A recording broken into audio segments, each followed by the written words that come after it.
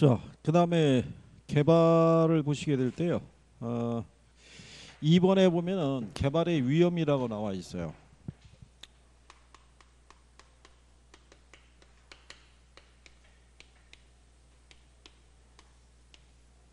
개발의 위험을 보면은 이 레리 월퍼드라고 하는 학자가 제시하는 위험은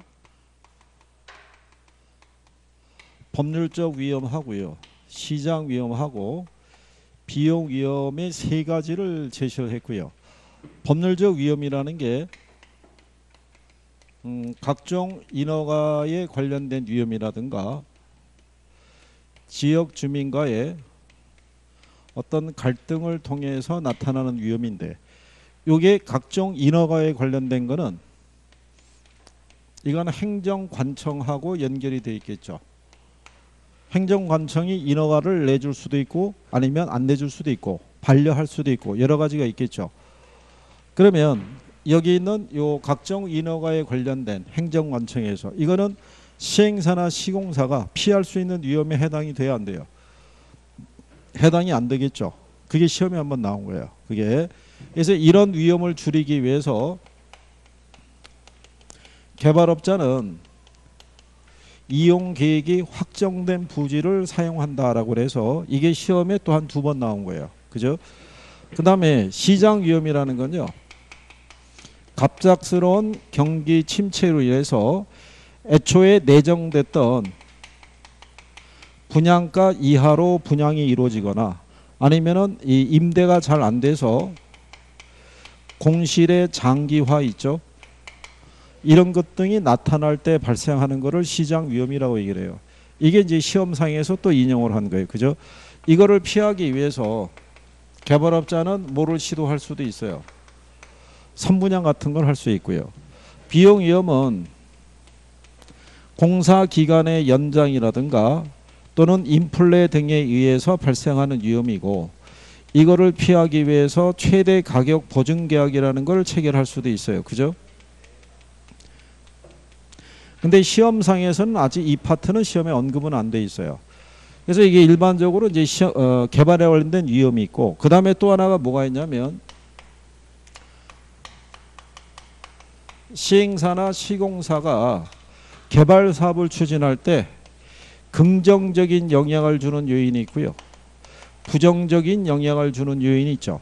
이거를 구별하는 문제가 또 한 3번 정도 인용이 됐어요. 그러니까 그거는 여러분들이 상식적으로 풀 수 있어요. 네? 그죠? 만약에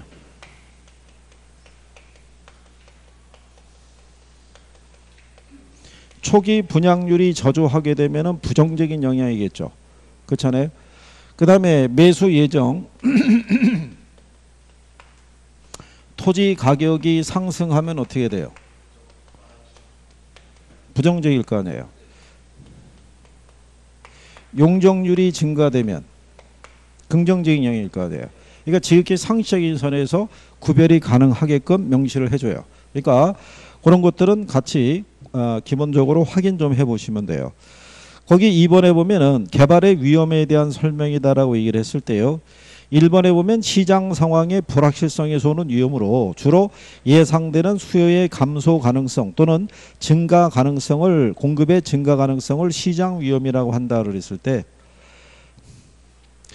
그게 이제 이렇게 쓰게 되면요, 약간 이제 불확실하잖아요. 그러니까는 이제 시험에서는 실질적으로는 이렇게 써주는 거예요.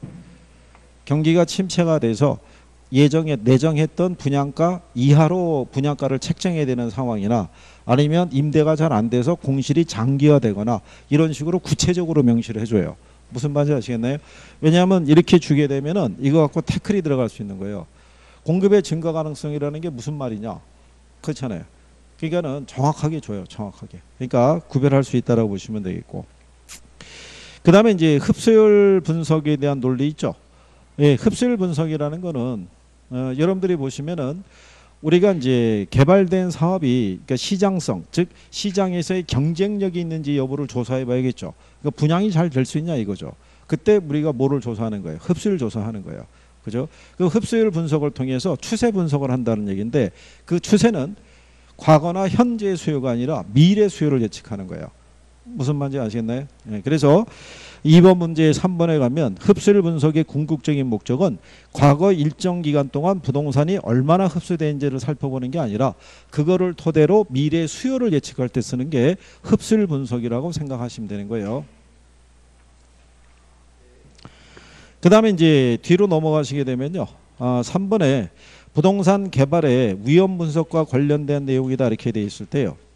거기 보면은 이제 1번 지문에 개발의 위험에는 법적 위험, 시장 위험, 비용 위험 등이 있는데요. 개발업자가 이제 비용 위험을 줄이기 위해서 최대 가격 보증 계약을 체결할 수 있다 이런 얘기죠. 예.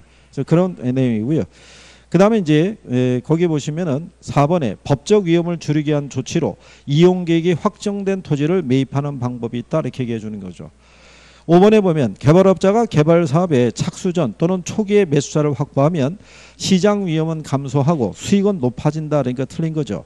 시장 위험은 줄어드는 대신에 수익은 그다지 크지 못하다는 얘기죠. 여기가 100% 완공이 되는 시점이고요. 개발 사업 초기에 기준하게 되면요. 이렇게 되겠죠. 위험, 가치. 개발 사업 초기에 우리가 선분양하게 되면 뭐는 위험은 줄일 수 있죠. 근데 가치는 어떻게 돼요? 네, 높게 형성은 안 되겠죠. 그래서 선분양을 통해서 개발 사업에 관한 위험을 수분양자에게 떠넘기는 케이스라고 보시면 돼요. 그래서 그게 잘못되어 있다 이렇게 보시면 되겠고요. 그리고 이제 5번에 보면요. 흡수율 분석만 따로 나와 있는데 이게 단독으로 언급되기는 조금 쉽지는 않고요. 1번에 보시면 시장에 공급된 부동산이 있죠. 그러니까 과거에 그러니까 내가 지금 공급하고 있는 부동산과 비슷한 유형의 애들이 시장에 분양을 했을 때 한 해 동안 어느 정도의 비율로 흡수가 되었는지를 조사해 보는 거예요. 조사해 볼 때 거기 보시면 5번 지문에 흡수율 분석은 시장의 추세를 파악하는 데 도움을 준다고 돼 있죠. 근데 이걸 가지고 과거의 추세만 파악해도 충분하다면 틀리죠. 미래의 수요를 추정하는데. 그러니까 미래 수요는 그만큼 예측하기가 쉽다 어렵다. 어렵다고 생각하시면 돼요. 그래서 그런 내용 정도를 정리하시면 되겠고요. 그 다음에 뒤로 넘기시면요.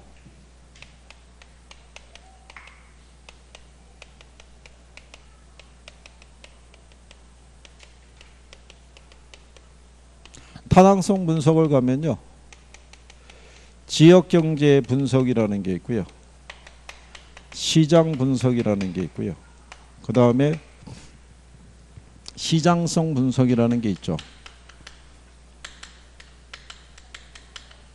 그 다음에 이제 재무적 타당성 분석이라고 얘기하고요. 그 다음에 이제 투자 분석. 여기까지가 이제 시장 분석이고요. 여기가 경제성 분석이라고 얘기하죠. 지역 경제 분석은 개발 사업에 관련된 모든 뭐를 분석하는 거, 수요 요인을 분석하는 거, 그렇죠? 근데 여기서는 모든 수요가 아니라 특정 부동산의 수요와 공급 상황을 분석하는 거. 얘는 전 단계에서 조사한 이 부동산이 시장에서 매매되거나 임대될 수 있는 가능성이 있죠. 이거를 조사할 때 무슨 분석을 하는 거예요? 이때 흡수율 분석하는 거예요. 이때 그러니까 이게 이 중에서 얘가 제일 시험에 많이 나온 거예요. 예. 그러니까 여기서 이 개발 사업에 대한 이제 시장에서의 경쟁력 여부를 이제 조사하는 경우죠. 이거는 전 단계에서 조사된 자료를 토대로 투자자로부터 뭐를 자금을 유치할 수 있을지 그거를 조사하는 게 무슨 분석에서 재무적 타당성 분석. 여기는 여러 개의 개발 대안이 있죠. 개발 대안 중에서 가장 무슨 이용이 될 수 있는 최유 이용이 될 수 있는 개발 사업을 선택하는 거. 뭐 그런 내용으로 구성이 되어 있어요.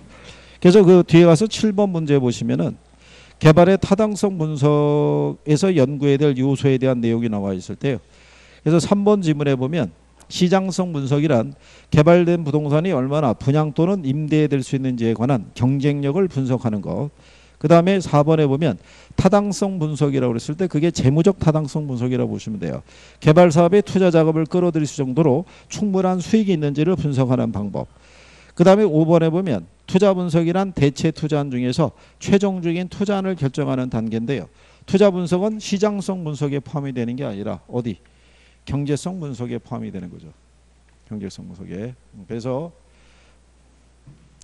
얘네만 뭐는 물어봤냐면요. 이 순서는 물어봤어요.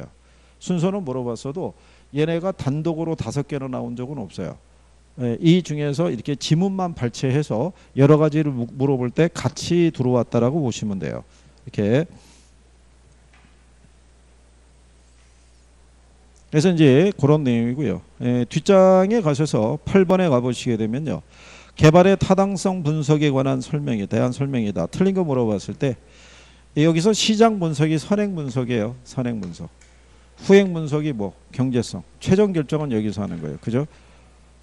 무슨 말인지 아시겠나요? 그러면 이 시장 분석을 하죠.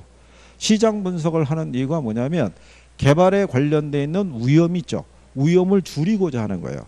그러니까 이런 시장 분석을 통해서 실질적으로 개발업자가 부담하는 시장 위험을 줄일 수 있어요, 없어요? 줄일 수 있는 거예요. 이 분석을 통해서. 시장 분석을 통해서는 개발업자가 부담하는 시장 위험을 감소시킬 수 없다 그러면 틀리는 거예요. 거기까지 이미 시험에 한번 인용을 해준 거예요. 무슨 말인지 아시겠죠? 그래서 거기 8번에는 4번에 보면은 시장성 분석은 특정 부동산에 대한 수요와 공급 상황을 분석하는 것이라고 해놨죠. 틀린 거죠. 그건 시장 분석이죠. 제목만 바뀐 거죠. 이렇게. 그래서 얘도 지문에서는 한번 나온 적은 있어요. 지문으로. 얘도 지문으로 한번 활용한 적은 있고. 근데 제일 많이 인용한 건 얘예요. 시장성 분석하고 뭐 흡수율 분석. 요거. 그래서 그런 정도. 그래서 9번에 대한 경제성 분석에 관한 종류 같은 거는 그냥 참고하셔도 돼요. 그 다음에 이제 뒤로 넘기시면요. 11번에 보면은 지역지수라고 하는데 입지개수 계산하는 것 있죠. 예. 자, 우리가 여기 지역경제 분석이 있죠. 예. 지역경제 분석을 통해서 이거를 해요. 경제 기반 분석을 할 때 이때 쓰는 게 입지계수 있죠. 이거하고 경제 기반 승수 있죠. 그래서 여기에 따른 이제 경제 기반 승수 효과 이제 이런 거 분석을 하는데 시험에서 얘는 계산 문제로만 한 3번 이렇게 출제했고요. 얘는 예전에 한 15회 때 문제로 나오고 그 이후로는 등장한 적이 없어요. 우리가 그때 경제 기반 승수 효과에 대해서 요쯤에다가 설명해 줬어요. 계산하면서. 기억은 안 나겠지만. 그죠? 자, 그럼 우리가 입지계수는 어떻게 계산하면 돼요?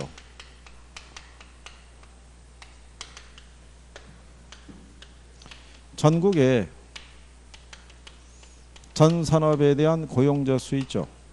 분의 전국의 X산업에 대한 고용자 수.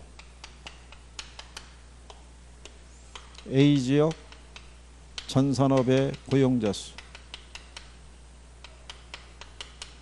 A지역 X산업의 고용자 수.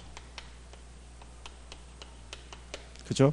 요거를 계산하면은 뭐를 구할 수 있어요? 전국의 X산업에 대한 뭐? 고용률. 이걸 계산하면 A지역 X산업에 대한 고용률을 구할 수 있어요. 이걸 구하는 게 1보다 크게 나오면 얘는 기반산업. 1보다 작게 나오면 무슨 산업? 비기반산업이라는 거예요. 기반산업이라는 건 뭐라고 그랬어요? 그 지역에서 생산해서 외부로 수출하는 산업이 있죠. 그게 기반산업. 비기반산업은 자체 생산에 자체 소비하는 거예요. 그 지역에서. 그러니까 예를 들어서 이런 거예요. 여기 지금 소리 들리죠? 네. 요게 지금 요 골목에 있는 요 지금 호프집이라 이런 집들이 있죠. 걔네들은 비기반 산업이에요. 그렇죠? 여기 지금 이 도시에 이 주민들을 위해서 쟤네가 서비스를 제공하고 있잖아요. 그렇죠? 근데 만약에 이 도시에서의 기반 산업이 만약에 자동차 산업이라고 생각해 보세요. 근래 우리나라 산업 중에서는 자동차하고 중공업 정도가 지금 이익률이 괜찮게 나타나 있어요. 그러면 얘가 호황이 되면은 이 자동차 산업이라는 건 기반 산업이잖아요. 여기에 고용이 늘어날 수 있어요, 없어요? 늘어나잖아요. 그럼 이 사람들이 집하고 직장만 왔다 갔다 하지는 않겠죠. 퇴근 후에 이렇게 호프 한잔 할 수 있어요, 없어요? 그러면은 비기반 산업인 자 맥주집이 만들어질 거 아니에요. 그 맥주집은 뭐를 제공하는 거예요? 이 도시에 거주하는 사람들에게 서비스를 제공하기 위한 거잖아요. 그럼 이게 늘어나면은 비기반 산업의 고용도 늘어나는 거예요. 야, 수요가 많으니까 나도 맥주 가게 하나 차려볼까? 그러면 나 혼자 다 할 수 있는 건 아니죠. 그러면 종업원을 또 채용을 해야 되잖아요. 그러니까 기반 산업의 성장은 비기반 산업에도 영향을 미칠 수 있어요, 없어요? 있을 거 아니에요. 그거를 이제 확인하는 게 경제 기반 승수 효과를 통해서 확인하는 거예요. 그러니까 그 이전에는 먼저 얘네가 기반 산업인지 아닌지를 확인해야 되겠죠. 그걸 측정하는 게 무슨 개수다? 그게 입지 개수다라고 보시면 돼요. 그래서 거기 그 11번에 보시면 다음 편은 어떤 지역과 전국의 산업 종사자 수를 나타낸 것이다. A 지역의 농업의 지역 지수라고 해놨는데요. 거기 보면 전국의 전 산업의 고용 인구가 6,000명이죠. 예. 그 중에 농업에 종사하는 사람은 몇 명? 300명이죠. 그러면 6,000분의 300 있죠. 계산하면 얼마 나오겠어요? 0.05 나와요. 그죠? 근데 자, A 도시를 기준하면은 A 도시는 전체 고용 인구가 150명이죠. 전체 고용 인구가 따지면은 그 150명이잖아요. 그 중에서 농업에 종사하는 사람이 얼마? 15명이잖아요. 그럼 얼마겠어요? 10%니까 0.1일 거 아니에요. 그러니까 0.1을 얼마로? 0.05로 나누면 된다는 얘기죠. 그럼 2 나온다는 얘기죠. 여기 조사해 보면 여기가 전체 지금 고용 인구가 얼마예요? 지금 6천이잖아요. 6천인데 얘가 얼마? 300이잖아요. 이거 계산하면 얼마 나온다는 거예요? 0.05 나오고 얘가 150명인데 15명이니까 0.1 나올 거 아니에요. 그러니까 계산하면 얼마 나온다는 거예요? 2 나온다는 거죠. 그럼 기반 산업이라 할 수 있겠죠. 이렇게 계산할 수도 있고요. 아니면 이렇게 내양 외양끼리 해서 번분수를 계산할 수도 있어요. 근데 이거 계산하는 게 낯설은 분들은, 잘 안 되는 분들은 그냥 다이렉트로 직접 계산해도 돼요. 근데 시간에 별 차이는 없으니까. 그런 내용 정도라고 여러분들이 구별하시면 될 거예요. 그죠? 그래서 그 밑에 13번에 가게 되면요. 3번 지문에 이렇게 해놨죠. 입지 개수를 통해서 그 지역의 기반 산업이 어떤 산업인지 알 수 있다고 해놨죠. 그러니까 입지 개수가 1보다 크면 그 지역에 무슨 산업이 되고요. 기반 산업이고 1보다 작으면 무슨 산업? 비기반 산업이다. 근데 거기 2번에 보면 다른 조건을 일정할 때 해당 지역의 기반 산업의 비율이 클수록 경제의 기반 승수는 커진다고 돼 있죠. 기반 산업의 비율이 커지면요. 경제 기반 승수는 작아져요. 비기반 산업 비율이 클수록 경제 기반 승수는 커진다라고 보시면 돼요. 그죠? 지금 무슨 말 하는지는 모르시죠? 기억이 안 나시니까. 자, 우리가 이렇게 얘기를 해요. 경제 기반 승수를 통해서 그 비율을 측정하게 되면요. 1 마이너스 비기반 산업 비율이 있죠. 분의 1. 요게 경제 기반 승수예요. 이 식이. 그죠? 근데 요 1이라는 건 뭐냐면 전체 고용 인구를 다 얘기하는 거예요. 전체 산업 인구를. 그러면 요 식을 정리하면 이렇게 되겠죠. 기반 산업 비율분의 1이 될 거 아니에요. 1이라는 건 기반과 비기반 산업 비율을 다 합한 게 1이고, 그죠? 요 중에서 비기반을 빼면 남는 게 기반 산업 비율일 거 아니에요. 그럼 만약에 이 도시에 비기반 산업 비율이 80%래요. 몇 프로? 80%. 그럼 기반 산업이 얼마겠어요? 20일 거 아니에요. 그러면 이거를 식을 정리하면 이렇게 될 거 아니에요. 1-0.8분의 1이라는 거는 그냥 0.2분의 1하고 똑같잖아요. 그죠? 그러면 계산하면 얼마 나오겠어요? 에? 5 나올 거 아니에요. 그죠? 그러면 이런 얘기잖아요. 만약에 기반 산업의 고용이 1,000명이 늘어났죠. 그죠? 그러면 도시 전체로는 5,000명의 고용 창출 효과가 나타난다고요. 기반 산업의 고용이 늘어나면 이 사람들에게 각종 서비스를 제공하기 위한 부수적인 고용 창출 효과가 또 나올 거 아니에요. 이해하시겠어요? 근데 만약에 비기반 산업 비율이 90%래요. 90%라는 얘기는 얘가 0.9분의 1이 되겠죠. 그러면 얘가 0.1일 거 아니에요. 0.1분의 1하면 얘가 10 나온다고요. 그러니까 무슨 산업 비율이? 비기반 산업 비율이 클수록 경제기반 승수는 커지는 거예요. 기반 산업 비율이 커지는 게 아니라 얘가 커진다는 얘기는 기반 산업 비율이 작아진다는 얘기잖아요.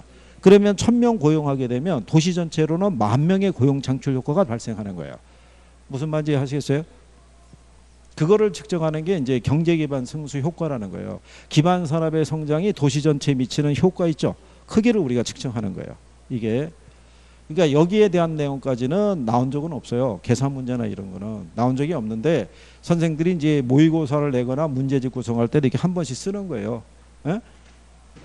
저거 계산까지 해달라는 얘기는 아니에요. 에? 예전에 시험에도 나왔을 때 거기 13번에 2번 지문에 가면 그래서 해당 지역에 기반 산업의 비율이 클수록 경제 기반 승수가 커지는 게 아니라 비기반 산업 비율이 클수록 경제 기반 승수가 커진다고요. 무슨 말인지 이해하시겠어요?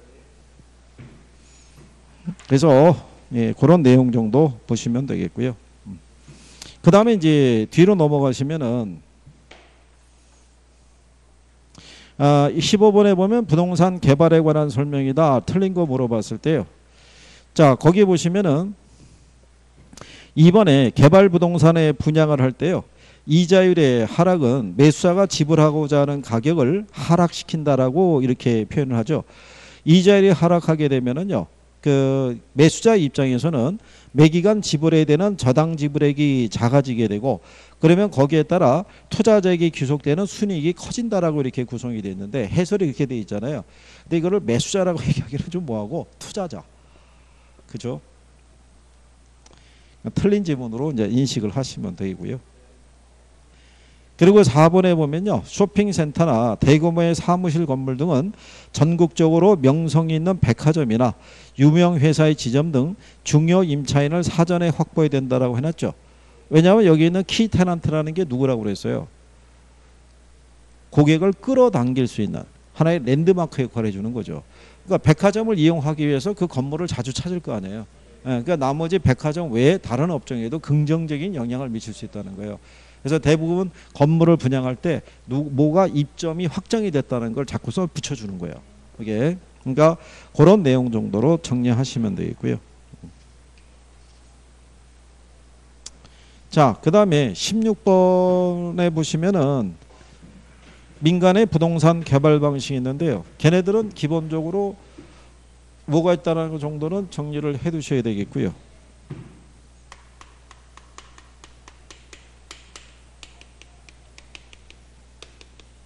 민간 개발 방식은요. 자체 개발이 있고요. 그 다음에 지주 공동사업 방식이 있어요. 요 지주 공동사업 안에 들어가면 공사비를 대물로 변제해 주는 것 있죠. 그걸 다른 말로 등가 교환 방식이라고 얘기하고요. 그 다음에 공사비를 뭐로 주는 거? 분양금으로 지급해 주는 형태. 그죠?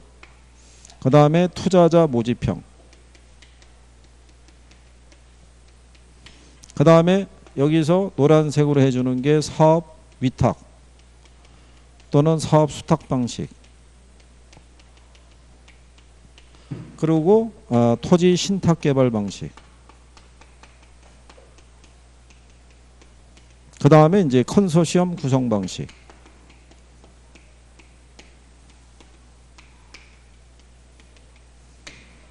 작년에도 이렇게 2개 나왔다고 말씀드렸잖아요. 매년 강의할 때마다 얘네 둘은 노란색으로 해준다고요. 그죠? 자, 그러면 시험에서 제일 많이 쓰는 게 그 둘이에요. 그죠? 여기 사업 위탁 방식에서 사업 주체는 누구라고 그랬어요? 토지 소유자.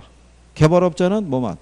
분양 대행만 해주고 거기에 따른 수수료만 받아가는 거라고 그랬고, 이 방식 중에서 형식적으로 소유권이 이전이 되는 건 얘 하나밖에 없어요. 뭐 토지 신탁 개발 방식 하나밖에. 요거 하나만 따로 문제가 나온 거예요. 민간 개발 방식 중에서 형식적으로 토지 소유권이 이전되는 방식이 뭐냐? 답이 이거였다고요. 토지 신탁 개발. 그러니까 여기는 사업 주체가 누가 되는 거예요? 토지 신탁 개발은 신탁사. 건설 자금도 신탁사가 조달하는 거예요. 무슨 말인지 하시겠나요? 네, 그러니까 기본적인 용어는 알아두셔야 되는 거예요. 그러니까 지금 정도가 되면 저기가 정리가 제목이 나오면 민간 개발 방식 나오면은 쭉 떠올라야 된다고요. 그죠? 네?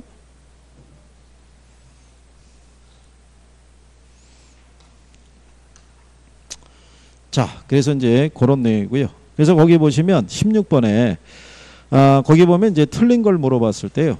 그 5번에 가면 토지 소유자의 자체 사업일 때 사업 시행은 토지 소유자가 하지만 자금 조달과 이익 귀속의 주체는 건설 회사다. 그러니까 틀렸다는 얘기죠.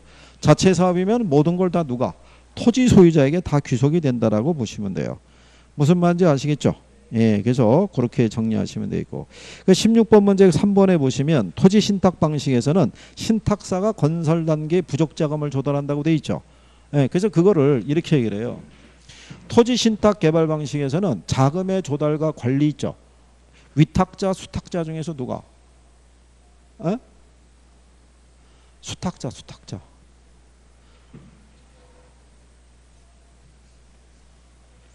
토지 신탁 개발 방식을 가게 되면요. 위탁자가 있고 그 다음에 누가 있다고 그랬어요?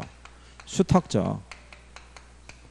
그러니까는 위탁자는 누가 되겠어요? 지주, 토지 소유자. 수탁자는 누구? 이게 신탁사라고요. 그 얘네가 계약을 체결하죠. 그러면 위탁자 명의의 여기 토지 있죠.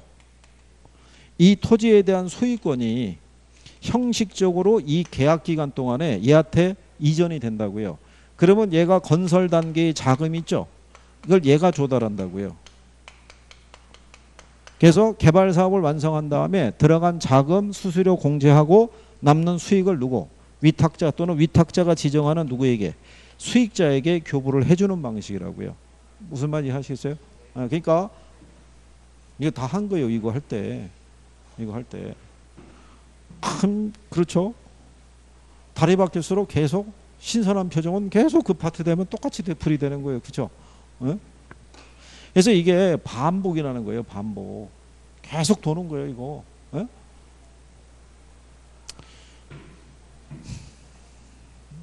좀 잘 좀 정리해 두셔야 되겠고. 그죠? 네. 자, 그래서 이제 민간의 개발 방식에 대한 것도 구별하셔야 되고요. 자, 뒷장으로 넘기셔서 문제 18번 가보세요. 자, 민간에 의한 부동산 개발 방식을 설명한 것 중에서 틀린 거 물어봤을 때요. 2번에 보면 등가 교환 방식 나오죠. 토지 소유자가 소유한 토지 외에 개발업자가 자금을 부담해서 건축한 건물의 건축 면적을 토지 소유자하고 개발업자가 전체 투입자금 비율로 나누는 공동사업 유형이라고 해놨잖아요.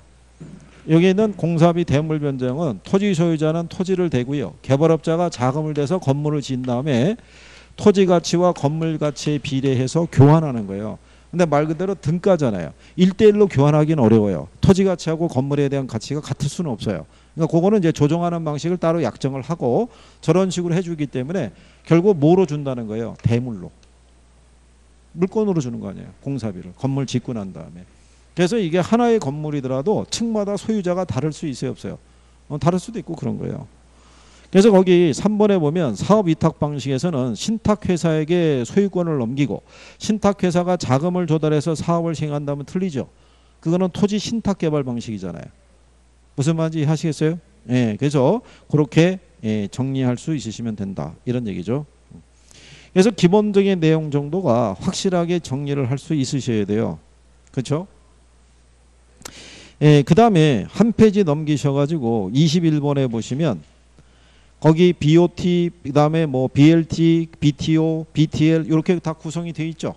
예, 거기서 기본적인 용어 정도만 일단 알아두시게 되면요.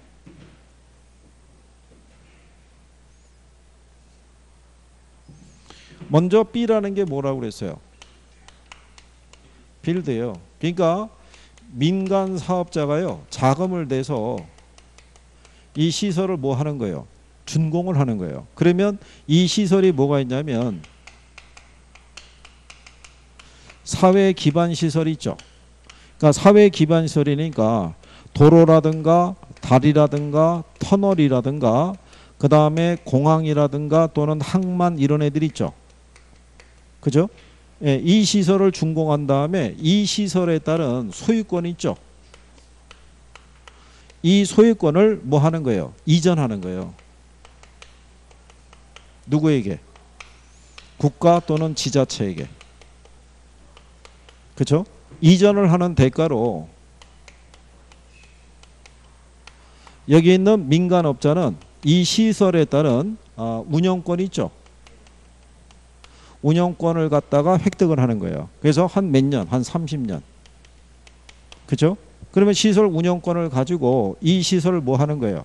운영을 해요. 그러면 이 시설을 뭐 하는 사람들이 있어요? 사용하는 사용자들에게 뭐를 받는 거예요? 사용료를. 사용료를 징수해서 투자비를 회수하는 방식인 거예요. 그게 무슨 방식? 그게 BTO라고요. 그래서 얘네는 주로 무슨 시설을? 사회 기반 시설을 건설할 때 주로 이 방식을 쓰는 거예요.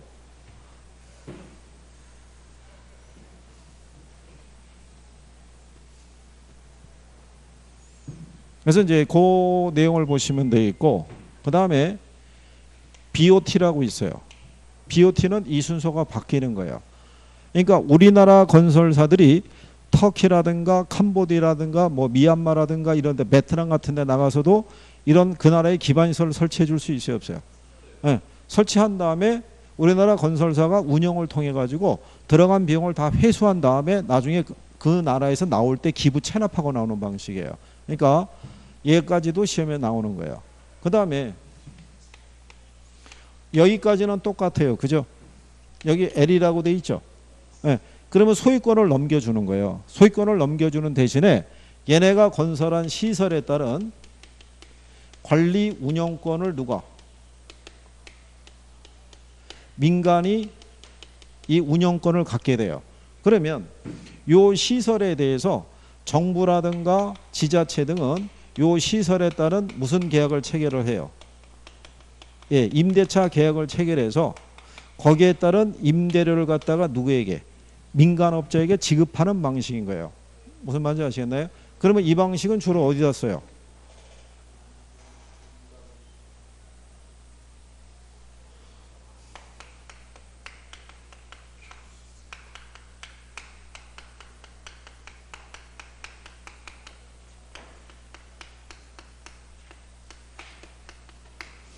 이거 지을 때 쓰는 거예요. 그러면 여기는 이 시설을 사용하는 사용자에게 사용료를 받을 수 있어요, 없어요? 사용료를 받을 수 없으니까 이걸로 지급받는 거예요, 대신. 무슨 말인지 아시겠어요? 그래서 얘네는 정부가 수익률을 보장해 주는 거랑 똑같아요. 30년간 매년 임대차 임대료를 얼마씩 주기로 하고 매년의 물가 상승률을 감안해서 매년 한 5%씩의 임대료를 올리는 걸로 해서 합의를 봤으면 사업 기간 중에 임대 수익이 얼마가 나올 건지를 예측할 수 있잖아요. 그러니까 얘네는 수익률이 몇 프로가 되는지를 확인할 수 있어요. 근데 얘는 확인이 돼야 안 돼요. 확인이 안 되는 거예요. 그리고 사용료를 가지고 투자비를 회수하잖아요. 근데 이제 여기서 만약에 예상했던 만큼의 수익이 안 나올 수도 있어요, 없어요? 그러면 예전에는 정부나 지자체가 양해각서를 체결해서 모자라는 수입을 보조를 해줬다고요. 무슨 말이야? 지금은 이제 그런 걸 지향하고 있어요. 요즘은 개발할 때. 그래서 최소한 얘네 정도는 알아두셔야 돼요. 무슨 말인지 아시겠나요? 그래서 거기에 관한 내용 중에서는 얘네 정도를 중심으로 해서 정리를 좀 해두셔야 돼요. 자, 그 다음에 그래서 이제 요게 문제가 출제가 될 때는요. 앞 페이지 넘어가셔서 20번 문제 있죠. 20번 문제 가면 5번 지문이 있죠. BTO라고 들어오죠. 이런 식으로 지문으로 들어올 때가 있고요. 아니면은 얘네 중에서 한 2개 정도 뽑아가지고 뭐에 대한 설명이냐 이렇게 물어볼 수도 있어요, 없어요? 있다고요. 근데 이것만 외우면 안 된다고요. 도로, 다리, 터널에 쓰는 게 이 방식이다. 근데 갑자기 사회 기반 시설 나오면서 이렇게 순서가 이렇게 나오면은 그러면 이건 또 새로운 거잖아요, 그죠? 어? 무슨 말인지 아시겠나요? 또 만약에 문제가 어떻게 나와요? 학교의 이 건설이 시급할 때 이 방식이 아니라 이 방식 써야 되잖아요. 그렇죠? 그러니까 단답형으로 지문으로 나오더라도 알아야 된다고요. 그래서 거기 20번에 5번에 보면 BTO 방식은 사업 시행자가 사회 간접 자본시설을 건설해서 이렇게 나오잖아요. 에? 그래서 소유권을 주무관청에 양도하고 사업시행자가 운영권을 갖고 최종 사용자로부터 사용료를 징수해서 자본을 회수한다라고 해놨죠. 그러면 이 지문 안에 도로, 다리, 터널 이게 안 나오잖아요. 그냥 사회 기반시설이라고 나오잖아요. 무슨 말인지 아시겠어요? 그러니까 거기 정도까지는 그래서 밑에 나와 있는 해설에도 쭉 나와 있죠. 그 중에서도 얘네 세 개를 중심으로 해서 정리를 해 두셔야 돼요. 무슨 말인지 이해하시겠어요? 그래요. 9시 반이 넘어가니까 대답이 팍팍팍 나오시는군요. 아까하고는 좀 틀리더라 이런 얘기죠. 예. 그 다음에 뒤로 넘어가셔서 22번에 가면 택지의 공영개발 나와 있죠. 예, 거기 보시면은 2번에 환지 방식이 있죠. 예. 환지 방식에서는 개발 이익을 뭐로 환수해요? 거기 나와 있는 간보의 적용을 통해서. 그죠? 공영개발이라는 건 토지 수용 방식이잖아요. 그러니까 토지를 수용하니까 원천적으로 개발이익이 환수가 되겠죠. 예? 근데 환지라는 건 무슨 방식이에요? 토지구의 정리사업이잖아요. 그러니까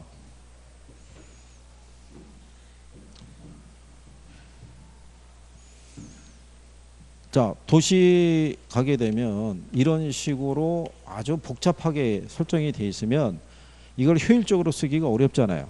그러니까는 이거를 뭘 해주는 거예요. 이렇게 구획 정리해 주는 거잖아요. 이렇게. 그러면 보다 효율적으로 이용할 수 있어요, 없어요? 이용을 하는데 이걸 구획 정리하려면 비용이 발생할 거 아니에요. 그 비용을 누가? 사업 시행자가 부담하지 않고 원래 토지 소유자의 면적이 만약에 1000평이잖아요. 그럼 여기에다 뭐를 적용하는 거예요? 간보유를 적용을 한다고요. 지역에 따라 차이가 있지만 한 30에서 40% 적용을 해요. 그러면 한 300평씩 떼어내겠죠. 그거를 가지고 조성하는 게 뭐냐면 채비지라고요. 이거를 공매를 하거나 아니면 이걸 기초로 해서 채권을 발행해서 자금을 조달하잖아요. 그리고 완성한 다음에 여기 토지 소유자에게 이 땅을 다시 재분배해 주잖아요. 재분배해 줄 때 간보를 적용했으니까 다시 돌려주는 700평 받아갈 거 아니에요. 그럼 권리가 축소가 되죠. 축소된 거는 뭐로? 땅값 상승으로 보상해 주는 거잖아요. 이게. 그래서 예전에 왜 강남 그 영동 지구가 원래 지가 대비 한 2000배? 이 정도 지가가 상승한 걸로 보상받은 거 아니에요. 거기가. 그러니까 이 환지 방식은 사업 시행자의 재정적인 부담을 줄일 수 있는 방법이라고요. 근데 공영개발은 매수 수용 방식이잖아요. 그럼 수용을 해야 되니까 뭐가 들어가요? 돈이 들어가죠. 그러니까 자금의 부담이 커지고 그러면 토지 수용하면 보상해 줘야겠죠. 그러니까 수용자하고 피수용자 사이에 갈등이 발생하기도 하죠. 그렇죠? 그거는 여러분 시험에 2번 나왔다고요. 수용 방식에서 나오는. 그렇죠? 그래서 거기 22번에 2번에 가면 환지 방식에 비해 간보의 복잡성을 피할 수 있으며 사업 시행자의 자금이 많이 소요되지 않는 장점이 있다. 그러니까 틀렸을 거 아니에요. 문제가 공영개발 물어본 거잖아요. 그러니까 공영개발은 무슨 부담이 커요? 거기 4번 지문에 보면 나오죠. 대규모 사업의 시행 시 막대한 용지 보상 지출로 인해서 통화량 팽창과 주변 지역의 지가 상승이 우려된다. 이렇게 돼 있잖아요. 그죠? 올해인가 아마 내년 초까지가 토지보상비가 한 1조 이상 나가야 된대요. 그렇죠? 토지보상비 그거 토지보상비 받아서 부자된 분들 많아요. 그래서 지방도시 내려가면요, 지방이 오히려 보게 되면 뭐 수입차 뭐 다니는 거 보면 장난이 아닌 지역이 많이 있어요. 돈 많은 분도 많고, 그죠? 그때 한번 얘기했잖아요. 경기도 북부에 있는 어느 마을 같은 경우는 100억 미만으로 보상받는 사람은 명함도 못 내민다고요. 네, 마을 전체가. 그래 그때 한번 얘기했잖아요. 거기 살고 있는 저기 그 촐로 한 분이 노인 양반이 경운기 몰고 가다가 L로 시작되는 왜 1번째 승용차 있죠. 이거랑 이렇게 접촉사고 났을 때 이 사람의 소유주가 중소기업 사장이었다는 거잖아요. 그래갖고 아니 이런 경운기 몰고 다니는 농부가 이런 비싼 수입차를 흠집을 냈으니 이걸 보상을 어떻게 받을 것인지 복잡했을 거 아니겠어요? 그래갖고 파에서 내려서 좀 이렇게 승질을 냈더니 그 양반이 얘기한 거예요. 이거 얼마야? 내가 살게. 바로. 그냥 신문에 나왔던 얘기예요. 신문에. 그러니까 알고 봤더니 그 마을이 토지 보상 받아가지고 100억 미만으로 받은 사람은 명함도 못 내미는 그런 지역이라는 거죠. 그러니까 뭐라고 얘기하겠어요. 그죠? 네. 자, 그래서 환지 방식에 대한 것도요. 여러분 시험에서 한 2번 정도 인용을 했어요. 인용을 했는데 그 이후로는 시험상에서 나오지는 않고 있어요. 그러니까 만약에 다시 쓰더라도 그냥 지문 정도로 활용할 수 있는 그런 부분이에요. 환지를 왜 구성했냐면 공법을 배우시잖아요. 도시개발법에서 토지계획 정리사업 배우잖아요. 그래서 이제 거기에 기초해서 한번 나왔던 거니까요. 그 다음에 이제 페이지 넘겨서요. 336페이지 가면 거기 기출문제 나와 있죠. 27번에 가면 개발 위험 나와 있죠. 거기 보면 3번에 개발 사업의 진행 과정에서 행정의 변화에 의한 사업 인허가 지연 위험은 시행사 또는 시공사가 스스로 관리할 수 있는 위험이라는 게 틀린 거죠. 관리할 수 없는 위험. 그 다음에 28번에 가면 3번에요. 토지 신탁 개발 방식과 사업 수탁 방식은 형식의 차이가 있으나 소유권을 이전하고 사업 주체가 토지 소유자가 된다는 점이 동일하다는 게 틀렸겠죠. 토지 소유권이 이전되는 거는 뭐밖에 없어요. 토지 신탁 개발 방식밖에 없는 거예요. 무슨 말인지 아시겠죠?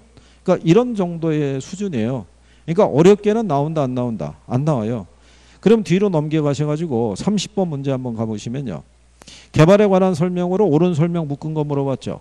그럼 기획하면 시장성 분석은 개발된 부동산의 현재나 미래 시장 상황에서 매매되거나 또는 임대될 수 있는 가능성 정도를 조사하죠. 개발 사업의 타당성 분석 결과가 동일한 경우에도 분석된 사업은 개발업자라 채택될 수도 있고 그렇지 않을 수도 있다는 얘기잖아요. 그죠? 그럼 일단 기억하고 니은은 들어가야 돼요. 그러면 2번하고 4번, 3번 중에 하나예요. 이것을 갖더니 흡수율 분석의 궁극적인 목적은 과거 및 현재 추세를 파악하는 데 했던 게 틀렸을 거 아니에요. 그래서 답이 3번이라고요. 그러니까 지문 하나 갖고 그렇게 판단하시면 돼요. 그죠? 그리고 옆에 31번 문제 있죠. 입지 개수 물어봤죠. 그 중에 보면은 자 특화되어 있는 산업이 뭐가 있냐고 물어봤잖아요. 이건 그냥 찍는 거예요. 부동산업이라고. 어? 거기에 보면 제조업, 금융업, 부동산업이 있잖아요. 여러분들이 배우는 게 부동산학 개론이잖아요.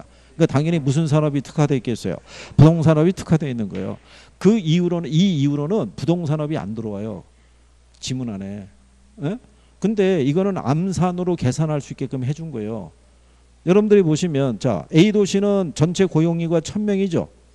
그러면 자 보세요. 제조업에 종사하는 사람이 300이죠. 1000명에 300이면 0.3이잖아요. 근데 B 도시는 3000에 1200이면 0.4 나오죠. 그러면은 이 A 도시에서는 제조업이 우위를 점하고 있다고 볼 수가 없잖아요. 근데 금융업을 보면은 1000에 500이면 0.5죠. 3000에 1500이면 0.5잖아요. 근데 A 도시는 부동산업은 1000에 200이니까 0.2 나오죠. 근데 B 도시는 자 전체가 3000인데 부동산업에 종사하는 사람 300이니까 0.1 나올 거 아니에요. 그러니까 이건 계산하는 게 아니라 갖다가 단순 대입해서 그냥 그 차이만 나오게끔 해준 거예요. 해설식으로 계산하면 언제 계산하겠어요? 이거를. 무슨 말인지 이해하시겠나요? 그래서 그때 이후로는 부동산업이 지문에 안 나와요. 그러니까 뭐 그런 정도라고 생각하시면 돼요. 그 다음에 뒤에 넘어가시게 되면 권리라고 이렇게 돼 있죠. 예. 그래서 여기에 대한 것부터 다음 시간에 오늘 나눠드린 문제 있죠. 예, 그거 답을 확인해 드리고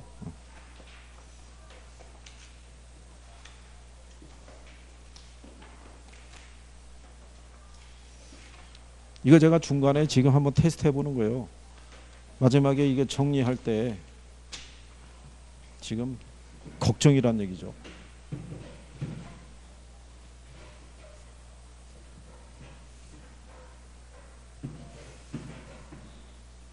1번 있죠?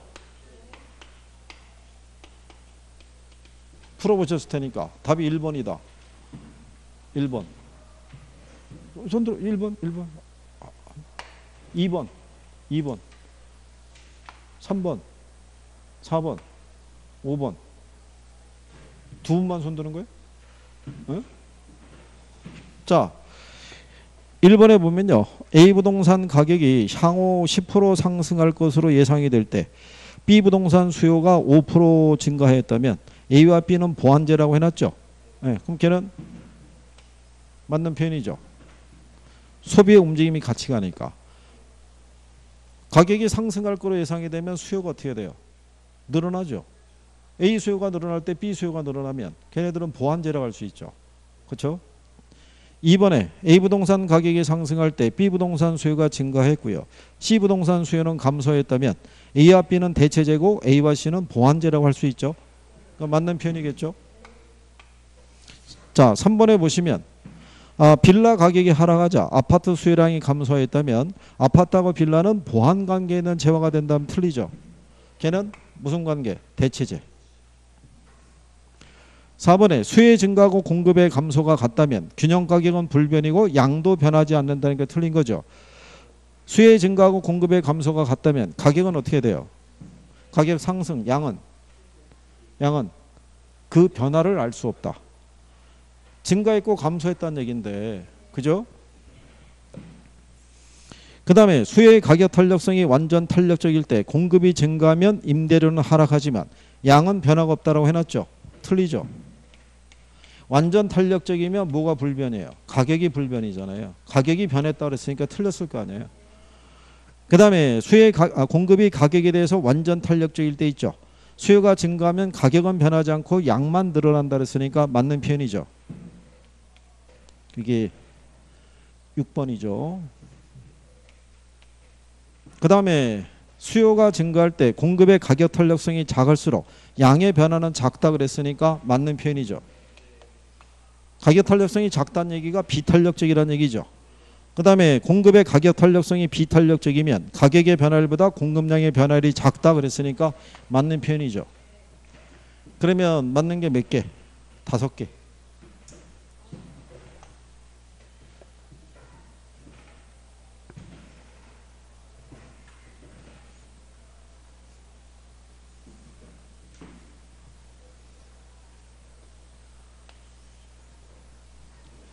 지금 1번, 2번, 3번, 4번 제목은 똑같은 거예요. 안에 내용만 바꿔준 거지.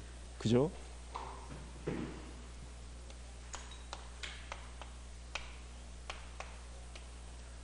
자, 2번에 가면 부동산 투자의 위험과 수익에 관한 설명으로 올바른 거 물어봤죠. 네, 1번이 맞다.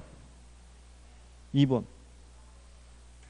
3번, 4번, 5번.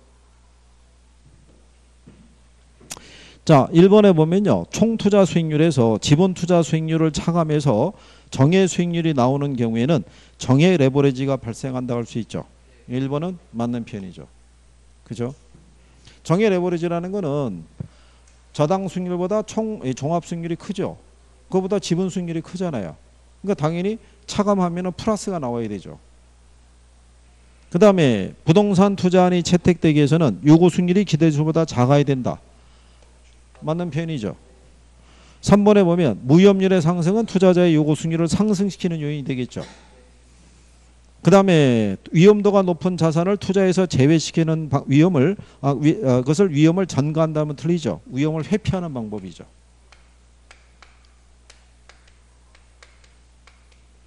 그 다음에 경기 변동, 인플레이션 등의 위험은 피할 수 없는 위험으로 이걸 우리가 체계적 위험이라고 그러죠.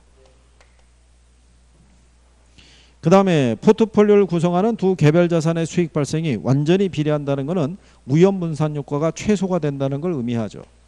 맞는 표현이죠. 자, 그 다음에 주택 마련을 위해서 은행으로부터 원리금 균등분할 사업 방식으로 주택 구입 자금을 대출한 가구가 매월 상환할 금액을 산정할 때는 연금의 현가 계수의 역수를 쓰죠.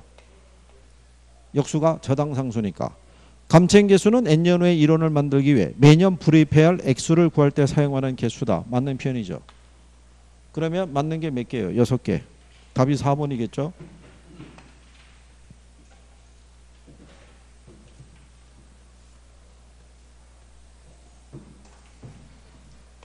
본인들이 착각하거나 확인이 안 되는 거에 대해서 다시 한번 분명하게 정리를 해줘야 되는 거예요. 이거 안 보면 잊어먹는 거예요. 아는 것 같아. 덮었어. 안 봐. 좀 있다가 다시 보면은 다 새로운 거예요. 계속 확실하게 내게 될 때까지. 3번에 가시면 투자 분석 기법에 관한 설명으로 옳은 거 물어봤죠. 1번이 맞다. 1번, 2번, 2번에 3번, 4번, 5번. 1번에 순영업소득에서 세전 현금 수지를 공제하면 유효 총소득이 된다. 틀리죠. 뭐가 나와요? 부채 서비스. 이런 표현 요즘 잘 써요. 2번 있죠. 영업경비에 포함되지 않는 것 있죠. 맞는 거예요. 다 몰아넣어드린 거예요. 3번에 어림셈법 중에서 순소득 승수법의 경우 승수값이 작을수록 회수기간이 짧죠. 그래서 승수는 큰 게 좋다, 작은 게 좋다. 작은 게. 순형가법을 이용한 투자 타당성 분석에서 선택되는 할인율은 투자 주체에 따라 달라지죠. 할인율로 요구승률수죠. 위험의 크기에 따라 할인율의 크기가 틀려지죠. 재투자의 과정에 있어서 순현재 가치법보다 내부 승률법이 더 합리적이다 그러면 틀리죠. 항상 뭐가 더 합리적이에요? 순형가법이 더 우월한 방법이라고 얘기했어요. 재투자율로 내부 승률법에서는 내부 승률을 사용하지만 순현재 가치법에서는 요구 승률을 사용하죠. 맞는 편이고요. 그 다음에 수익성 지수법에서는 초기 투자 규모가 작을수록 수익성 지수가 크게 나타난다 그랬으니까 맞는 편이죠. 8번에 순현재 가치가 0보다 큰 단일 투자의 경우 수익성 지수는 1이 된다 그러면 틀리죠. 0보다 크면 수익성 지수도 1보다 커야 돼요. 그러면 하나, 둘, 셋, 넷, 다섯, 네 개죠? 다섯 개죠, 다섯 개. 다섯 개니까 답이 3번이겠군요.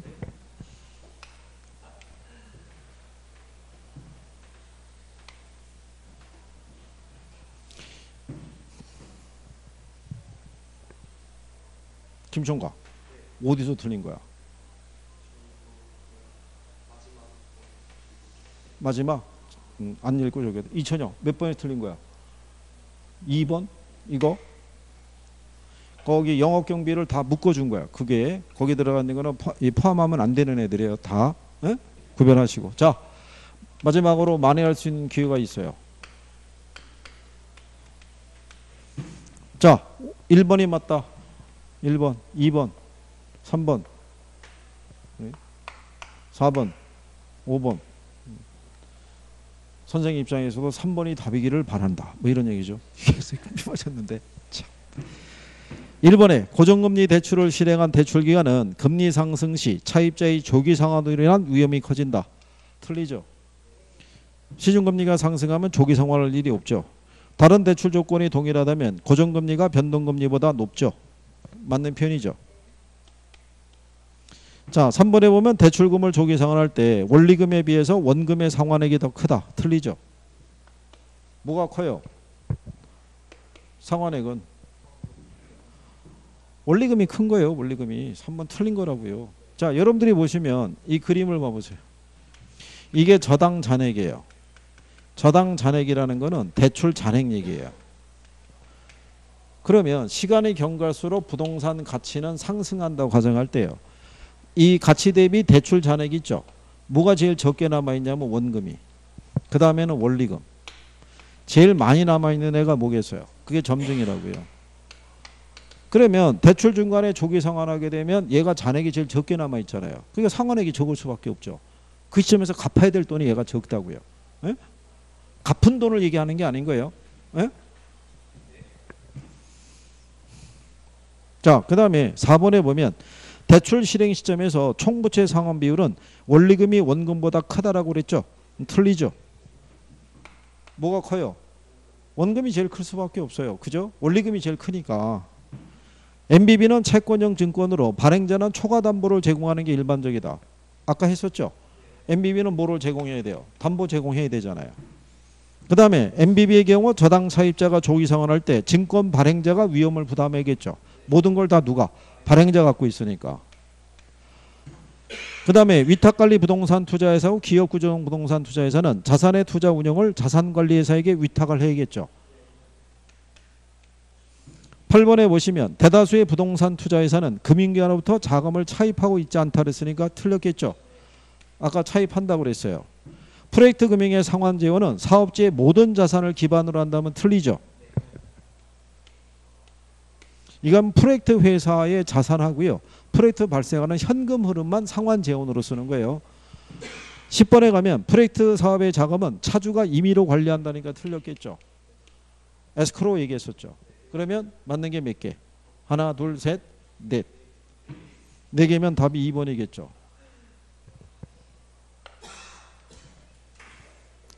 근데 금융은 막 한 거잖아요. 금융은 우리 하가 막 하고 넘어간 거잖아요. 그죠? 에? 지금 본인들이 정리가 안 돼 있거나 착각하거나 이런 것들이 드러나죠. 일일이 확인해 보면 이거 왜 일일이 확인하겠어요 이렇게. 예? 보완하라는 얘기예요. 보완을. 예? 지금 근데 계속 지난주하고 이번 주하고 문제를 어디에서만 주는 거예요. 경제하고 투자하고 금융만 주고 있는 거예요. 일단 경제에서 평균적으로 5개, 투자에서 평균적으로 7개에서 8개, 금융에서 한 5개 이렇게 나와요. 그 얘네만 따지더라도 거의 비중이 몇 프로예요? 거의 40% 이상을 차지하는 거예요. 그러니까 계산에 대한 거 지금 안 물어보고 있잖아요. 예? 이론에 대한 거라도 정리는 좀 해줘야 돼요. 무슨 말인지 아시겠어요? 예? 그래. 다음 주에 2000 여기 옆에 앉고 그래가지고 열심히 하셔야 돼요. 열심히 남은 기간에 최선을 다해서 그리고 기본 용어에 대한 정리는 조금씩 해두셔야 돼요. 아무것도 안 돼 있으면 나중에 우리가 마무리하기가 쉽지가 않아요. 기본 용어는 이해가 할 수 있도록 정리 좀 해주세요. 자, 한 주 잘 보내시고 다음 주에 뵙겠습니다. 고생하셨습니다. 수고하셨습니다.